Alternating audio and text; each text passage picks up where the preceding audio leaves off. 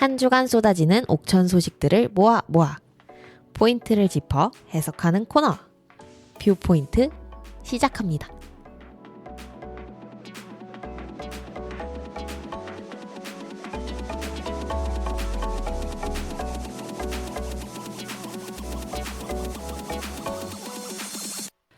네, 여러분, 제가 그 참기름과 들기름 식품 첨가물 이야기를 일부에서 했었었는데요. 네. 이게 제가 스스로 깨달은 게 아니라 정말 옥천에 있는 그 농민분들이 진짜 주경야독을 많이 하셨거든요. 진짜 아침 해 뜨는 시간에 밖에 나와서 하루 종일 일하고 해지면은 공부를 하셨어요. 와. 근데 그 공부하는 그 자리에 너무나 감사하게도 제가 이제 막 농업 기자로 시작을 해서 농업의 니은자도 모르는 상황에서 벌벌벌 떨고 있는데 이영경 기자도 와서 들었으면 좋겠다라고 먼저 손을 내밀어 주셔서 당당하게 가서 이 강연들을 듣고 대단히 많은 그 지식들을 얻고 그다음에 앞으로 어떤 식의 방향성을 가지고 농업 기사를 써야 되는지 다행스럽게 그 담당을 해서 얼마 안 돼서 좀 가질 수 생각을 정리할 수 있었었는데요. 타이밍이 또 좋았네요. 네, 너무 좋았어요. 근데 그 연도수가 바야흐로 2015년 때 일입니다. 와. 당시에 옥천 식생활 교육 네트워크에서 이제 소비자와 생산자를 대상으로 한 그 먹거리 교육이 있었는데 당시에 6강인가 8강인가 그 정도의 강연이었는데 매주 열리는 강연을 제가 가서 들었어요. 월요일 저녁인지 화요일 저녁인지 분명히 그랬고요. 그래서 진짜 쏜살같이 빨리 밥 먹고 가서 듣고 그리고 밥 안 먹고 가도 여러분 식생활 교육은 젖과 꿀이 흐릅니다. 가면은 간식이 계속 주세요. 네, 맛있는 거 많이 주실 것 같아요. 네, 먹이면서 가르치십니다. 네. 그래서 정말로 뼈에 새기고 살에 새기고 근육에 새기는 나의 지식들을 가지고 오게 됩니다. 네. 그때 당시에 꼬꼬마 기자였던 제가 썼던 기사들을 지금 여러분과 함께 공유하고 싶어서 다 가지고 왔습니다. 네. 사실 한 편만 골라서 식품 첨가물에 관련된 것만 찾아서 올려고 했는데 안 되겠어요. 다 공유를 해야겠다는 생각이 들었고요. 네. 왜냐하면 그때 받은 저의 그 감동을 여러분들에게 다시금 전달하고 싶어서. 네. 그래서 첫 번째 강연에 대해서부터 요약해서 전달해 드릴게요. 네. 첫 번째 강연은 누가 해주셨나 보자. 국제 슬로푸드 한국협회 김원일 당시 사무총장께서 해주셨고요. 지금도 김원일 선생님께서는 한국의 슬로푸드 운동의 거의 중심점에 서 계십니다. 그분이 하신 말씀이세요. 기사상에 나와 있는데 2015년 당신의 포크로 투표하세요. 아우 제목도 잘 뽑았네. 이런 말씀을 하셨습니다. 우리에게는 건강한 먹거리를 먹을 권리가 있습니다. 동시에 건강한 먹거리를 선택함으로써 농업과 문화, 생태계를 지켜갈 책임도 있습니다. 소비자가 식탁에 어떤 음식을 올릴지 그 선택에 따라 생산 과정이 바뀌고 농업이 바뀌고 생태계가 바뀔 수 있습니다. 그렇기 때문에 소비자는 공동 생산자입니다. 여러분, 식탁에서 건강한 먹거리에 투표하십시오. 그것이 슬로푸드 운동의 시작입니다. 라는 말씀을 해주셨는데 제가 요약해서 적어놨네요. 네. 이게 사실 일부에서 얘기했던 사라져가는 음식들에서 말하고자 하는 주제이기도 해요.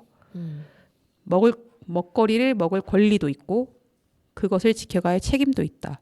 제가 농업 파트를 취재하면서 배운 단어 중에 가장 중요한 단어로 꼽는 게 공동생산자라는 개념이에요.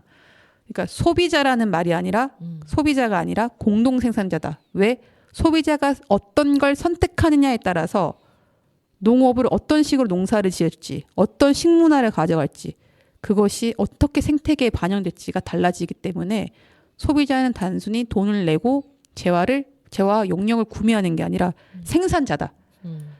그때 이 공동 생산자 개념을 알고 난 뒤부터 어떤 생각이 드느냐? 나는 공동 생산자로서의 책임을 다해야 된다는 생각이 들더라고요. 갑자기 마음이 무거워지네요. 열심히 하고 있습니까? 왜요? 마치 콩을 안 드시는 사람처럼 왜 그러시는 거예요? 네. 갑자기 마음이 무겁지만, 네. 네. 그래서 그 이야기를 우리 김원일 당시 사무총장님께서는 계속 전하고 싶었을 것 같고 이러한 문제들을 음식을 선택하는 소비자들이 풀어갈 수 있다라는 것을 강조를 하셨고 그래서 이 기사의 제목은 당신의 포크로 투표하세요가 됐습니다. 두 번째 강연은 어떤 이야기들이 담겨 있을까요? 네, 두 번째 강연의 제목은 필수재 생산자 농민 기본소득 보장 중요라는 제목의 기사에 담겨 있습니다. 이거는 식생활 네트워크에서 진행한 두 번째 교육이고요. 정기석 마을연구소장께서 강의를 해주셨네요. 네. 이거 첫 번째 문단이 너무 감명 깊었어요. 돈 버는 농업정책 한국, 사람 사는 농촌을 만드는 농업정책 독일. 두 국가의 농민 모습은 너무나도 다릅니다. 연간 소득 1천만 원도 안 되는 우리나라는 농민들이 농사만 지어 먹고 살 수 없어 농촌을 떠나고 있습니다. 독일은 국가가 연간 소득 2천만 원을 보장해 줍니다. 농민들의 노력에 의해 소득은 더 증가될 수 있습니다. 농촌에 사람이 살 수 있는 환경을 만들어 준 것입니다. 자연히 농촌에 사람이 살게 되는 것이죠. 라고 담아주셨는데요. 이거 뭘 요약할까 하다가 빼놓고 읽으면 너무 그 뜻이 생략될 것 같아서 같이 읽었습니다. 농업이 국가기관 산업이 돼야 된다는 지점을 강조하면서 그 이유로 사람의 생존에 필요한 최소량의 이상의 먹거리가 반드시 필요하기 때문이라는 이유를 짚어주셨어요. 필수재를 생산하는 농민은 그에 합당한 대우를 받아야 하는데 우리 한국은 농민을 쫓아내고 기업농만 살아남을 수 있는 시스템을 만들고 있으며 기업화, 공업화, 집적화 이는 농업 현장이 아니라 공업 현장으로 만들고 있다라는 지점을 짚어주셨습니다. 특히 이명박 박근혜 정부로 이어진 6차 산업에 대한 비판을 해주셨는데요. 6차 산업 종사자의 영농 지원이 집중돼 있는 구조라 매출, 업력, 종업원 등이 6차 산업 인증의 중요한 요소인 만큼 소농의 지원이 없다라는 점을 짚으셨어요. 그래서 이런 노력을 이거를 개인적으로 풀 수 있는 노력이 아니고 이는 국가가 나서서 농업 문제를 해결해야 한다라고 이야기하셨어요. 여기 보면은 독일 농민들은 국가가 나를 굶어 죽지 않게 하겠구나라는 믿음이 있다라고 하시는데 진짜 우리 농민들도 이런 믿음이 있으면 농업을 계속 해나갈 수 있겠다는 생각이 들더라고요. 네. 그 정권에서 우리 정부가 직불제 개편 논의가 필요하다고 진짜 오랜 수건 사업 중에 하나였는데 풀기 어려운 숙제였어요. 근데 독일의 사례를 많이 참고를 했거든요. 근데 이제 막상 직불제 논의가 필요했던 것도 맞고 농업의 다원적 기능을 평가를 해서 인정을 해서 이제 직불금을 더 주고 있는데 게다가 소농 직불금도 작지만은 생겼거든요. 그래서 소농을 살려야 된다는 뜻까지 반영이 돼서 이제 직불금 개편이 됐지만 문제는 직불금 자체가 땅 소유의 관계가 많이 얽혀 있어요. 근데 우리나라 농민들 중에서는 임차농이 많아서 직불금이 진짜로 농사를 짓는 농민 당사자에게 가야 되는데 이게 소유주한테 간다거나 이런 게 너무 많아서 직불제 개편도 한 번 더 아주 대대적인 개편이 필요하고 그래서 땅 소유의 관계라든지 땅의 규모와는 별개로 사람을 보고 농민 수당을 줘야 된다라는 개념이 탄생하게 된 거죠. 다 연결이 되어 있었고 그걸 저는 2015년에 배운 거예요. 와. 그래서 직불금 개편이라든지 농민 수당 이야기라든지 이런 이야기들이 금방금방 이해가 됐던 거예요. 정말 좋은 공부였죠? 네. 부럽죠? 네, 재밌었을 것 같아요. 네, 또 어떤 공부를 하셨나요? 이번에도 정말 재밌는 공부였습니다. 2015년 기사였고요. 제목은 원재료 농산물 밥상 GMO PR 방법이라는 기사였는데 제가 너무나도 좋아하는 지금 잘 계신지 모르겠어요. 원광대 김은진 교수님께서 강연을 해주셨습니다. 에너지가 너무 넘치셔가지고 그때도 우리 교육을 받으러 가면은 사실상 막내뻘이었는데 자꾸 형님들과 우리 언니들이 맨 앞에 저를 앉히셔가지고 정말 열심히 공부했거든요. 네. 그래서 농민들이 이제 좋으시는 분들이 있고 대답 안 해주실 때마다 저한테 계속 대답하라고 막 그러셔가지고 그때 이런 기억들이 새록새록 나네요. 첫 문장부터 이미 주제를 확실하게 말씀을 하고 있습니다. 첫 문장. GMO, 유전자 변형 식품을 말하죠. GMO 밥상은 안전한가? 그렇지 않다. 김은진 교수님 말씀이세요, 여러분? 이 문장을 시작합니다. 그러니까 친환경 농업에 대한 소구가 높아지자 자연스럽게 농약 판매액이 줄은 농약 회사들이 변화된 시대에 맞는 새로운 제품을 찾다 만들어낸 것이 GMO 식품이다. 어머, 세상에 너무 무섭죠? 네. 살충제를 판매하던 농약 회사들은 종자 자체에 살충 성분을 포함시킨 살충성 GMO 종자를 만들었고 농약 대신 이를 팔기 시작했다. 벌레들이 식물의 잎을 먹으면 죽기 때문에 살충제를 뿌리지 않아도 되는 것이다. 이러한 내막을 모르는 농민들이 보기에는 살충성 GMO 종자를 심으면 살충제를 뿌리지 않아도 돼 친환경적이라 착각하게 된다. 아우, 그럴 수 저라도 있죠. 그럴 것 같아요. 네.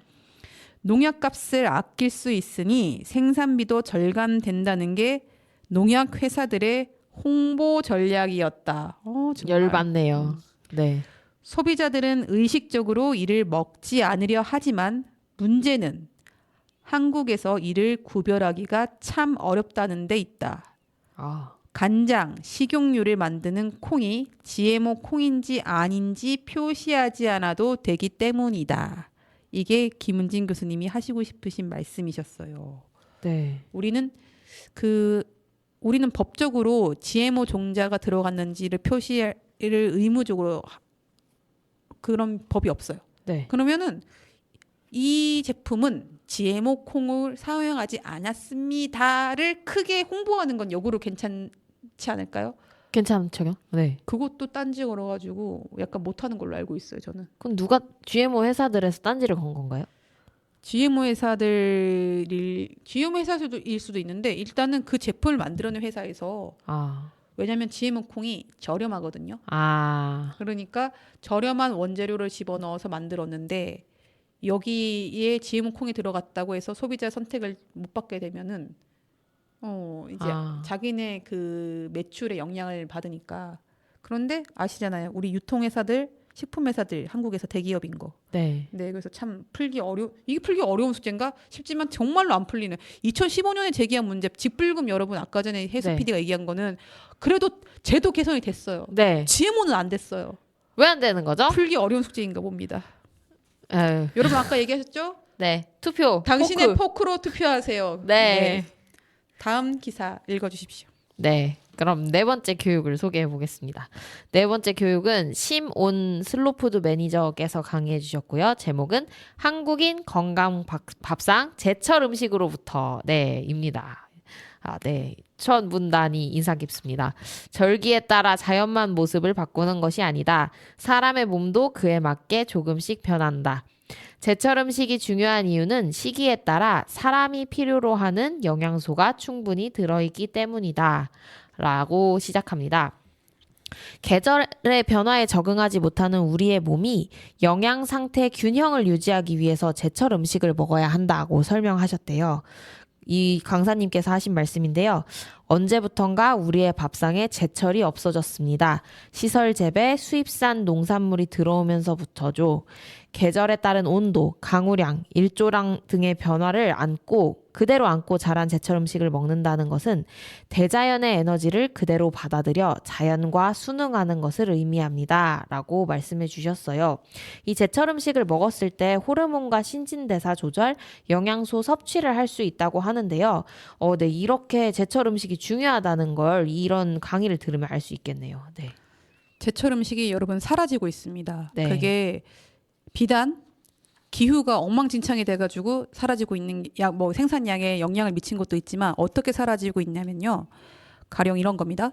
지금 샤인머스켓 가격이 말도 안 되게 곤두박질 쳤어요. 네. 1kg에 10,000원이 안 되는 이것은 캔베럴리 그 파란색 포도의 가격만큼 떨어진 건데 그러면은 이 가격에 생산비 보존받기 어려운 상황이라면 농민들이 그 포도를 팔 이유가 없어요. 그렇죠. 그리고 샤인머스켓은 다른 포도와 달리 저장성이 그나마 높아요. 그러면 어디에 넣어 놓겠어요? 냉장고. 네. 네, 냉장고에 들어갑니다. 저온 저장고에 들어가서 가격이 조금 반등되는 시점을 기다리는 겁니다. 아. 당연히 언제 반등되겠어요? 제철이 지났을 때. 왜? 제철에는 그 샤인머스켓이 출하가 많으니까. 수요와 공급에 맞추기 위해서 공급량이 떨어지는 시기를 기다립니다. 그러면 내년 봄쯤이겠죠. 아. 그때까지 저장이 돼요. 샤인머스켓은. 네, 돼요. 그래서 그때 내놓습니다. 그러면 우리 소비자들은 헷갈립니다. 샤인머스켓 먹어야지. 왜냐면 맛있으니까. 네. 여러분 샤인머스켓 맛있습니다. 달잖아요. 네. 먹습니다. 그러면서 정작 그 제철에 맞는 식재료가 선택받을 수 있는 그 선택지가 줄어듭니다. 아. 이러면서 제철의 음식의 개념이 설 자리가 점점점 줄어드는 거예요. 근데 진짜 냉장 시설이 발달해서 언제든 먹을 수 있잖아요. 딸기도 진짜 아무 때나 다 먹을 수 있고. 네. 딸기도 사실은 청 담가서 먹기 시작하면 그죠? 그러니까요. 그리고 시설 재배 자체가 1년 12달 동사를 해서 농민의 소득을 보장을 해야 된다. 이런 개념도 들어와 있기 때문에 참 풀기 어려운 숙제. 제철 음식이 점점 사라질 수밖에 없는 상황들인 것 같습니다. 최근 상황까지 한번 덧대어서 얘기를 드렸고요. 네. 5번째 강연은 뭔가요? CR 축산 이경우 대표, 당시에 이경우 대표셨네요. 강연입니다. 2015년 기사였고 이것도 제목에 참 많은 의미가 담겨져 있습니다. 기사 제목이 고기가 아프면 사람도 아프다. 이미 주제가 우와. 그런데 첫 문장이 더 이것도 네. 이경우 대표님께서 하신 말씀입니다. 우리는 걸어다니는 옥수수입니다. 아. 안녕하세요, 이 옥수수 씨. 안녕하세요. 이 고구마 씨. 네, 옥수수입니다. 왜 옥수수일까요? 네. 옥수수 섭취량이 늘어난 것을 과대하게 포장해서 하는 말이 아니다. 실제 무작위로 선정된 한국 남성의 머리카락을 탄소 동위 원소 분석해본 결과 16%가 옥수수에서부터 유래한 것으로 드러났다. 저 소름 돋았어요. 16%나 그렇다고요? 네. 자, 다음 문장. 그의 어린 딸의 머리카락에서는 34%가 옥수수에서 유래한 것으로 확인했다. 우리는 걸어다니는 옥수수입니다. 미쳤다. 와. 네, 옥수수 소비량이 늘어서가 아니다. 풀이 아닌 옥수수를 먹고 자란 육류 소비량이 많아지면서 사람의 몸도 바뀌기 시작한 것이다. 한우와 젖소는 원래 풀을 먹고 자라는 동물인데 옥수수와 대두박 등 곡물 중심의 사료로 길러지면서 소위 오른쪽 배가 이상적으로 팽창하는 고창증과 같은 병을 소가 앓게 됩니다. 네.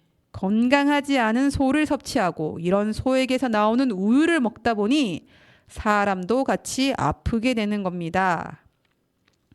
육류 소비가 폭발적으로 증가한 지금의 현실을 불편한 진실을 알려주신 게 이용우 대표의 강연이었고요. 네. 볏짚 등 풀이 사료로 사용되다가 옥수수와 대두가 사료의 중심이 된 것은 미국의 곡물 자본가들이 잉여 옥수수를 사료로 처분하면서 시작됐다고 꼬집으셨습니다. 네. 건강한 육류를 섭취를 하려면 풀을 먹인 것을 기준으로 소비하시면 됩니다. 건강한 소비에 동참해 주십시오. 또 아까 했던 말씀 나오시네요. 뭐로? 당신의 포크로 투표하시오. 안녕하세요, 이 옥수수 씨. 오늘도 이 옥수수 씨 얼마나 육류를 소비하셨습니까? 오늘 육류 소비 그렇게 많지 않은 것 같습니다. 근데 우리 어릴 때 급식에 우유 이제 매번 먹었잖아요. 네. 진짜 어릴 때부터 우유를 그렇게 먹었는데 옥수수가 많이 나올 수밖에 없겠네요. 그러니까 아버지보다 어린 딸이 그러니까요. 옥수수 함량이 높아요. 갑자기 그런 생각이 번뜩 들었어요. 네. 그래요. 우린 아까 고구마라 그랬는데 이 옥수수예요. 우리는 옥수수 레이. 이 대두 씨. 네. 마지막 기사 네. 알려주시죠. 네. 마지막 기사는요. 6번째 교육이었습니다. 남윤미 국제 슬로푸드 한국협회 교육국장이 강의해 주셨고요. 제목은 먹는 즐거움 통해 농업 가치 알다라는 기사입니다. 이 기사가 바로 아까 말씀하신 그 미각 교육 기사인데요. 여기 회원들이 무엇을 했는지 기사에 담겨 있습니다. 6번째 수업을 들으러 온 회원들은 흰 우유에 코치닐 색소를 넣어 딸기 우유를 만들어내고 치자 황색소를 넣어 바나나 우유를 만들어냈다. 식품 첨가물이라 불리는 2가지 재료를 넣은 지 5초도 안 돼 시중에 판매하는 딸기맛 우유, 바나나맛 우유를 재현해낸 것이다. 라고 되어 있는데요. 이 강의를 해주신 교육국장님이 이렇게 말씀하십니다. 지금 비커에 들어있는 딸기맛 우유, 바나나맛 우유 드셔도 상관없습니다. 시중에 나와 있는 우유보다 식품 첨가물이 훨씬 덜 들어간, 어쩌면 그것보다는 더 건강한 우유입니다. 라고 하셨습니다. 네. 식품 첨가물로 번복된 우리 습관이 미각을 떨어뜨리고 모든 음식물이 모래를 씹는 것과 같은 느낌이 들어서 우리의 미각을 일깨워 먹는 즐거움을 찾고 그로부터 농업의 가치를 알아가야 한다라고 얘기하셨는데요. 그 교육에서는 이제 각종 신맛, 단맛, 감칠맛, 쓴맛, 짠맛이 들어간 맛, 물을 통해서 어떤 재료로 맛을 재현했는지 알아보는 그런 수업들이 진행됐다고 합니다. 근데 이 우유 제작 과정이 정말 충격적이네요. 네. 아니 그 우유를 되게 예쁜 컵에다가 우유를 따라서 이렇게 그 우리가 막 믹스 커피 타듯이 커피 타듯이 이렇게 예쁜 수저를 떠다가지고 예쁘게 저어가지고 드셔보세요 이러면 나 솔직히 먹었을 것 같거든요. 아 진짜요? 근데 그 비커 네. 과학실 비커에다가 그 과학실 유리막대로 막 저으시면서 드셔보세요 이러는데 못 먹겠는 거예요. 갑자기 네. 너무 못 먹겠는 거예요. 그쵸. 그 이후로 저의 식습관이 조금 바뀌었습니다. 그걸 노리신 게 아닐까. 정말로 그래서 여러분 그 공동 생산자가 받아야 될 교육은 정말로 많습니다. 머리로 갑자기 이해가 되면은 갑자기 뭔가 행동이 달라집니다. 이런 강의 요새도 자주 하나요? 종종 열립니다. 그래서 그 열렸을 때 빠지지 않고 참석하시면 큰 깨달음과 지혜와 지식을 얻게 됩니다. 그렇군요. 네.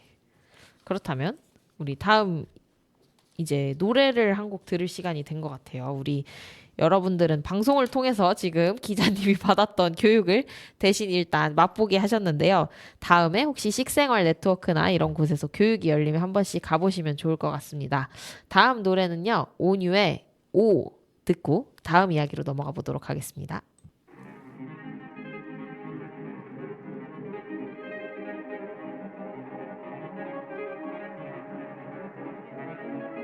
영원히 태양, 바람, 구름, 비와 바다로 봄과 여름, 가을, 겨울 사이로 만남, 이별 모두 다른 적 없는 파도 위에 우린 함께 흘러가고 다른 얼굴과 다른 모양의 마음들 부족하지도 완벽하지도 않음으로 아름다운 것 같은 태양이 아래서 다른 그림자를 그리는 우리 이름이 재붙지 않은 마음이 있어 천천히 동이 트는 느린 새벽의 행복 손에 잡히지 않아도 가지는 게 있어 분명히 내가 알고 있는 좋은 내 모습 영원히 태양 바람 구름 비와 바다로 봄과 여름 가을 겨울 사이로 만남 이별 모두 다른 적 없는 파도 위에 우린 함께 흘러가고 사람들은 웃고 나만 힘든 것 같았을 때 내가 웃을 때 누군가의 긴 밤은 사무치게 외로웠을 때 서로 그렇게 닮아서 말없이 않을 수 있는 우리